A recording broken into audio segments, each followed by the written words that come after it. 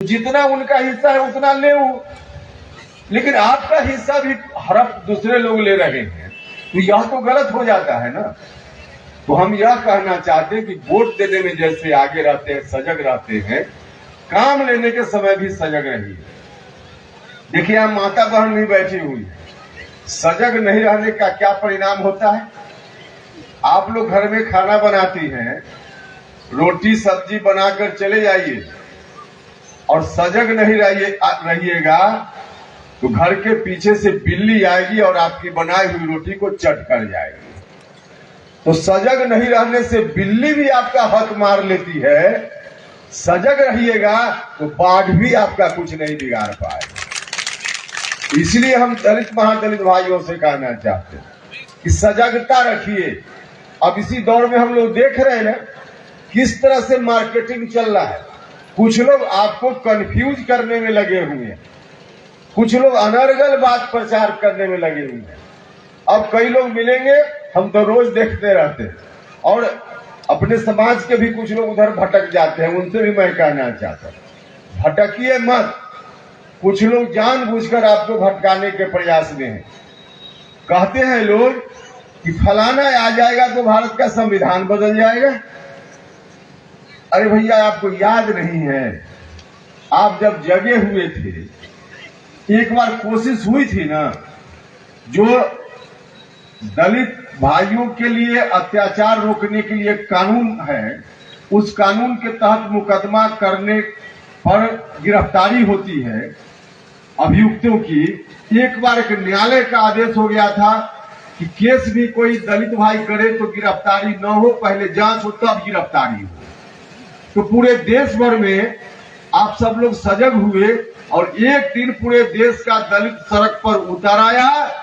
भारत सरकार को शाम होते होते कहना पड़ा कि इस कानून में संशोधन करके आपके अधिकारों को हम फिर से बहाल करने का काम करेंगे। हुआ था कि नहीं हुआ था?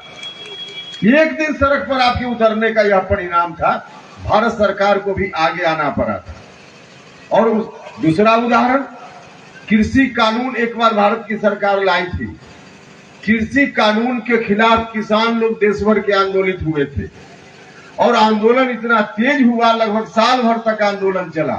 और उस आंदोलन का परिणाम हुआ कि भारत सरकार के प्रधानमंत्री जी को आकर के कहना पड़ा मीडिया में कि हमको समझने में कुछ भूल हो गई है, हम गलती को स्वीकार करते हैं और इस कानून को रद्द करने का काम करते हैं। किस तरह से किसान लोग जब सजग हुए तो भारत सरकार को अपना निर्णय वापस लेना पड़ा कि नहीं लेना पड़ा? आप सजग रहिएगा। बाबा साहब का संविधान है, बाबा साहब का संविधान इतना मजबूत स्तंभ है कि दुनिया की कोई ताकत इस स्तंभ को हिलाने का काम नहीं कर सकती है। सजग रहिएगा तब, और सजग नहीं रहिएगा तो कंफ्यूजन बनाने वाले लोग कंफ्यूजन बनाएंगे। उन दिनों कहाँ थे ये लोग जो आज देश भर में कह रहे हैं कि हम सामाजिक न्याय के सबसे बड़े पहरेदार हैं? तब कहाँ थे? लालू जी, नीतीश जी तो भारत सरकार में इतनी ताकतवर स्थिति में रहे हैं अपने अपने समय पर दोनों लोग कि उस वक्त जो चाहते भारत की सरकार कर देती, जो चाहते वही भारत की सरकार करती। तो उस समय इन लोगों की आंख नहीं खुलती। वो जो कहा जाता है कि दुख में सुमरन सब करे, तो जब संकट में है, आज राजनीतिक जमीन इनकी खिसक रही है, तब अब याद कर रहे हैं कि हम सामाजिक न्याय का काम करेंगे। आपको मौका कितना दिन चाहिए भाई? 15 साल बड़ा भाई और लगभग 20 साल छोटा भाई, 35 साल। 35 साल कोई कम समय होता है। अब कितना दिन परखिएगा इन दोनों भाइयों को? 35 साल पहले जिसका जन्म हुआ होगा वो तो पूरा जीवन, जैसे पढ़ाई लिखाई बाकी स्थिति रही हो, पूरा जीवन लगभग जी करके, और 35 साल के बाद अब नौकरी की मुर्गी उसकी खत्म हो गई हो। 35 साल में देख लिया नहीं इन लोगों को, क्या किया है इन लोगों ने। देखिए जो गरीब लोग हैं, सरकार की मदद गरीब लोगों को सबसे ज्यादा कहाँ चाहिए? दो काम में सबसे ज्यादा मदद चाहिए। एक स्वास्थ्य के लिए, अस्पताल की स्थिति, और दूसरा शिक्षा के लिए स्कूल विद्यालय की स्थिति। दो काम सरकार की मदद के बिना कोई गरीब आदमी तो नहीं कर सकता है। जो पैसे वाले लोग हैं उनको नहीं चिंता है। सरकारी अस्पताल में इलाज नहीं है तो पैसा वाला लोग है उसको क्या कठिनाई है, प्राइवेट में जाकर के इलाज करा लेता है। लेकिन गरीब आदमी जिसकी जेब में पैसा नहीं है, दलित महादलित अति पिछड़ा समाज के लोग, पैसा नहीं है प्राइवेट में जाने के लिए तो सरकारी अस्पताल में जाएंगे। और सरकारी अस्पताल की दुर्दशा, बिहार भर से लोग जब बीमार पड़ते हैं और कोई बड़ी बीमारी होती है तो पटना जाते हैं। पटना का एक पीएमसीएच अस्पताल, सरकारी अस्पताल, भाइयों और बहनों 35 साल में एक सरकारी अस्पताल कोई दुरुस्त नहीं कर पाए। अब बिहार में जाते हैं कई लोग, किसी तरह से पहुंचते हैं। दिल्ली में जाकर के गरीब आदमी हो या अमीर आदमी हो, कौन अस्पताल में इलाज कराता है? एम्स में दहाड़ सकता है। लालू जी कहते थे अपने जमाने में कि गैया बकरिया चढ़ती जाए और मुनिया बेटियां पढ़ती जाए। लालू जी आज फिर से आप सक्रिय हो गए हैं। 15 साल आपका, आपके छोटे भाई का 20 साल।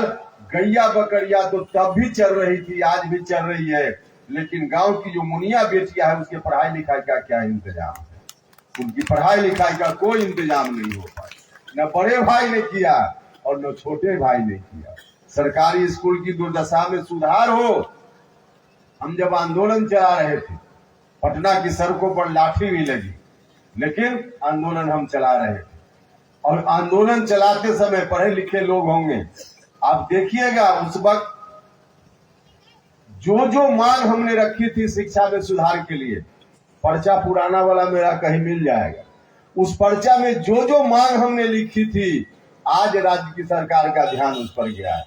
हमने उसी वक्त पहली मांग जो हमारी थी उसमें हमने कहा था कि शिक्षकों की बहाली की जो प्रक्रिया है, राज्य की सरकार इस प्रक्रिया में बदलाव करे और बीपीएससी या बीपीएससी जैसी दूसरी संस्था के माध्यम से बहाली का काम करे।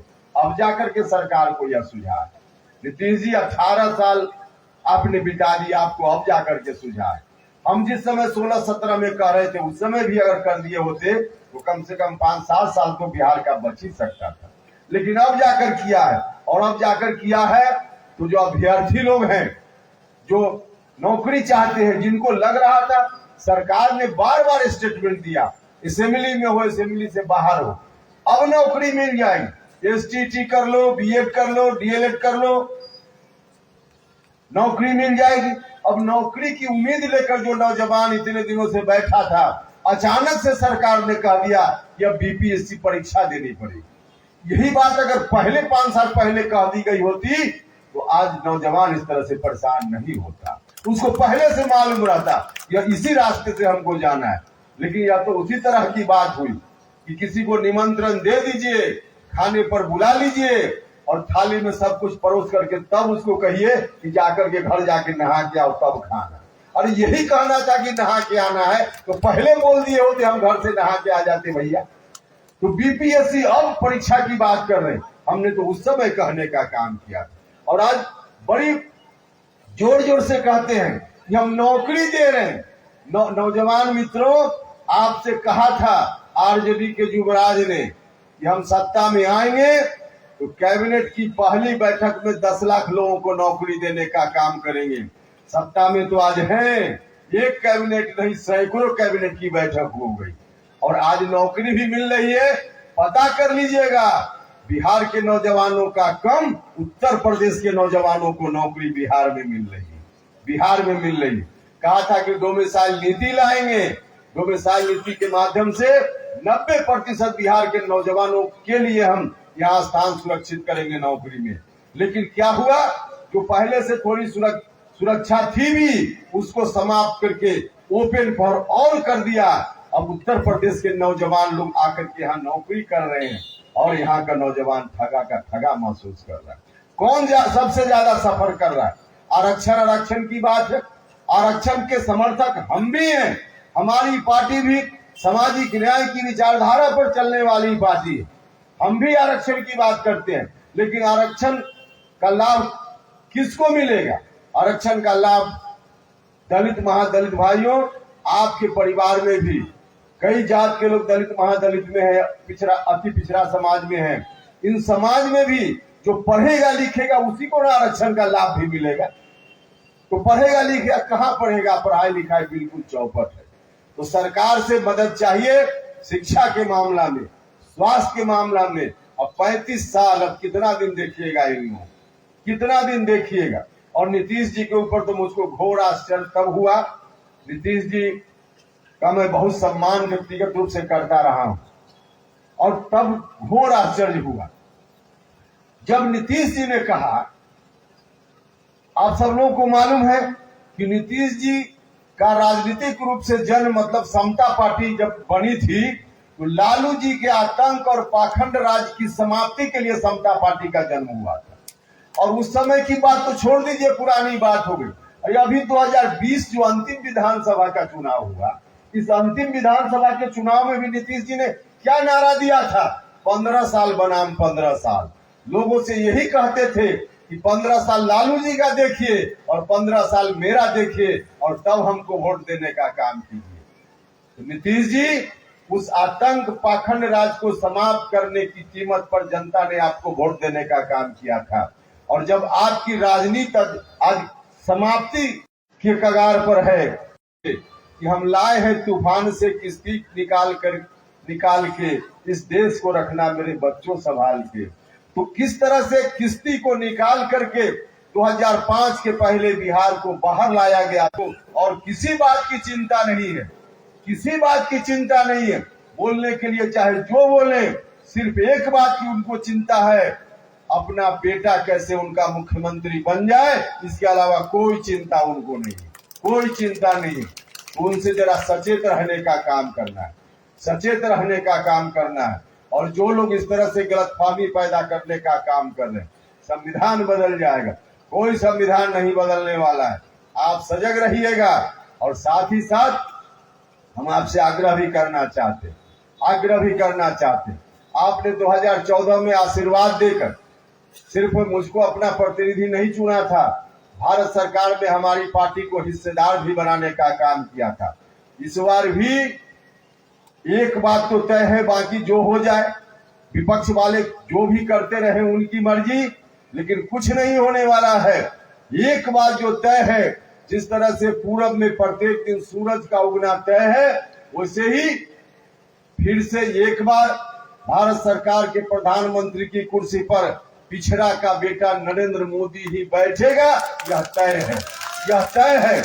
और जब यह तय है तो अब आप सब लोगों के ऊपर है कि दिल्ली में 24 में बनने वाली सरकार में आप अपनी हिस्सेदारी चाहते हैं कि नहीं चाहते। अगर आप उस सरकार में हिस्सेदारी चाहते हैं तो हमारी पार्टी को ताकत देने का काम आपको करना चाहिए। दूसरे लोग हिस्सेदार होंगे तो उस रूप में नहीं हिस्सेदार होंगे, लेकिन हमारी पार्टी जब हिस्सेदार होगी, हमने कहा कि विचारधारा से हमने कभी समझौता नहीं किया है। चिंता मत करिए, कोई कंफ्यूजन भी पैदा करे, एक तो आपकी सजगता जरूरी है, और उपेंद्र कुशवाहा जैसा वकील यदि वहां मजबूती से रहेगा तो दुनिया की कोई ताकत आपका बाल वाका नहीं कर। और हमने करके दिखाया है, ऐसा नहीं कि कोई हम पहली बार यह भाषण करने के लिए आए। हम एनडीए में मंत्री थे, जब मंत्री थे उसी समय पार्लियामेंट में जब हम कॉलेजियम सिस्टम की बात साथी कर रहे थे, न्यायपालिका में, सुप्रीम कोर्ट में, हाई कोर्ट में, गरीब घर का बच्चा, दलित परिवार, महादलित परिवार का, पिछड़ा परिवार का, या यहाँ तक कि सवर्ण जात का भी जो गरीब परिवार का कोई बच्चा है, वो आज चाहे कि हम सुप्रीम कोर्ट और हाई कोर्ट में जज बन जाएं, इसका कोई रास्ता ही नहीं, कोई रास्ता नहीं। वहां तो जो लोग जज पहले से हैं वही लोग जज को बहाल कर देते, अपना बाल बच्चा को बहाल करते, अपने सगे संबंधियों को बहाल करते।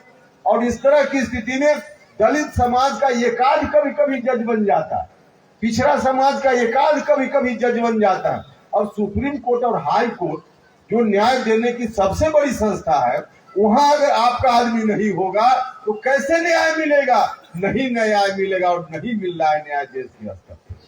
तो यह बात हम उस समय उठाने का काम हमने किया जब हम भारत सरकार में मंत्री थे, और पार्लियामेंट में इस विषय पर जब हमने बोलना शुरू किया तो कई मेरे मित्र वहां बीजेपी के, कांग्रेस के सब लोगों ने मुझको टोका, या भारत सरकार में मंत्री है फिर भी आप यह बात बोल रहे हैं।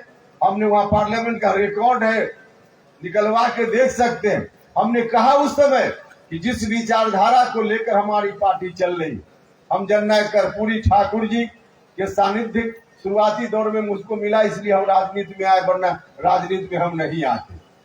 तो जो विचारधारा हमारी पार्टी की है, जो कमिटमेंट हमारी पार्टी की है, उस कमिटमेंट को लेकर हम सबसे पहले उसके प्रति हमारी प्रतिबद्धता है। पहले हमारा कमिटमेंट है, उसके बाद हमारा मंत्री पद या कुछ भी है। हमने कहा वहां पार्लियामेंट में, तो उस वक्त भी विचारधारा के साथ हमने कोई समझौता पार्लियामेंट में भाषण देते हुए आपको दिखा कि हमने नहीं किया। उन सवालों को आगे भी उठाने का काम करना है।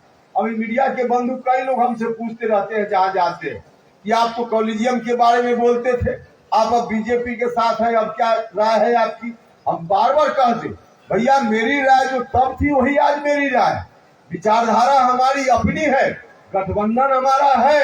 और आपसे मैं कहना चाहता हूं, जितनी ताकत आप हमारी पार्टी को दीजिएगा, उतनी ताकत से हम इन बातों को, इन मुद्दा को अंदर रहकर भी उठाने का काम करेंगे। आपका काम वहां मजबूती से तब भी हम करने का काम करेंगे। तो इसलिए आप सब लोगों से आग्रह है, एक बार भरोसा करने का काम कीजिए, हमारी पार्टी को ताकत दीजिए, एक बार भरोसा कीजिए। दूसरे लोगों ने बहुत ठगने का काम किया, सिर्फ आपको नहीं बिहार भर को ठगने का काम हुआ।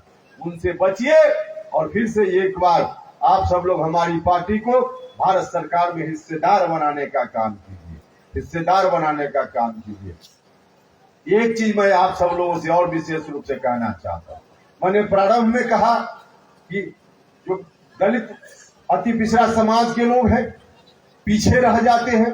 एक उदाहरण मैं देना चाहता हूँ। जब भारत सरकार ने आप सब लोगों ने मंत्री बनाया था, तो बाकी बातों की चर्चा करने का वक्त नहीं है, लेकिन एक पावर मुझको मिला था जिसकी चर्चा मैं करना चाहता हूँ। केंद्रीय विद्यालय में नाम लिखवाने का पावर मुझको मिला था मंत्री होते हुए। और केंद्रीय विद्यालय में देश भर में हमारे हाथ में ताकत थी कि किसी बच्चा का देश के किसी केंद्रीय विद्यालय में हम नाम लिखवा सकते थे। यह जो ताकत थी, उस ताकत का इस्तेमाल बाकी जगह के लिए भी हमने किया और अपने क्षेत्र के लोगों के लिए भी किया। हजारों बच्चों का नाम लिखाया, जितने लोगों ने दिया अधिकांश का लिखा गया, कुछ लोगों का नहीं लिखाया होगा, लेकिन अधिकांश बच्चों का नाम लिखा गया। और जिनका भी नाम हमारे पास आया, उस वक्त हमने यह नहीं देखा कि आया, जो भी मेरे सामने प्रस्ताव आया है, आवेदन आया है, वह किस जात का है, किस धर्म का है, किसी ने वोट दिया कि नहीं दिया, हमने कुछ नहीं देखा। सिर्फ काराकाट का पता देखा और विद्यार्थी का नाम केंद्रीय विद्यालय में हमने लिखवाने का काम किया, कुछ नहीं देखने का काम किया। आरजेडी के भी बहुत सारे लोग होंगे जिनका नाम लिखा गया होगा। हम सिर्फ काराकाट एड्रेस देखने का काम हम करते थे, तो इतना हम उस वक्त करते थे। लेकिन उस दौर में मैं मानता हूं, कोई स्टडी नहीं है मेरे पास, लेकिन जितने बच्चों का नाम लिखाया, अगर उसका स्टडी किया जाए, विश्लेषण किया जाए, तो दलित महादलित परिवार का बच्चा, अति पिछड़ा समाज का बच्चा निश्चित रूप से कम संख्या में होगा, निश्चित रूप से कम संख्या में होगा।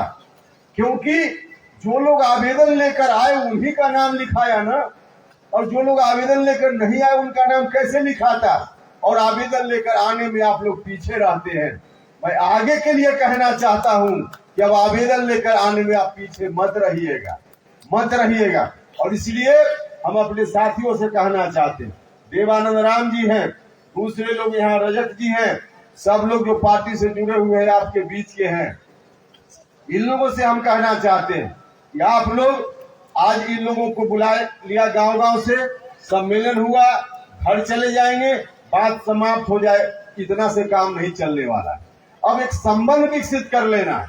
जिस गांव में जहां जहां आप गए, वहां से जो जो लोग सक्रिय मिले उनको अपने साथ जोड़ लीजिए, और जहां जहां नहीं गए हैं वहां फिर जाइए सुकुलाम जी और देखिए, और हर जगह से सक्रिय लोगों को जोड़ लीजिए, और उनको जोड़ करके इनके गांव से और उपेंद्र कुशवाहा के बीच में एक ओवर ब्रिज बना दीजिए कि वहां से गांव से कोई दलित समाज का आदमी जब चाहे उपेंद्र कुशवाहा के पास पहुंच जाए, बीच में कोई रोकने का काम ना करे, कोई बीच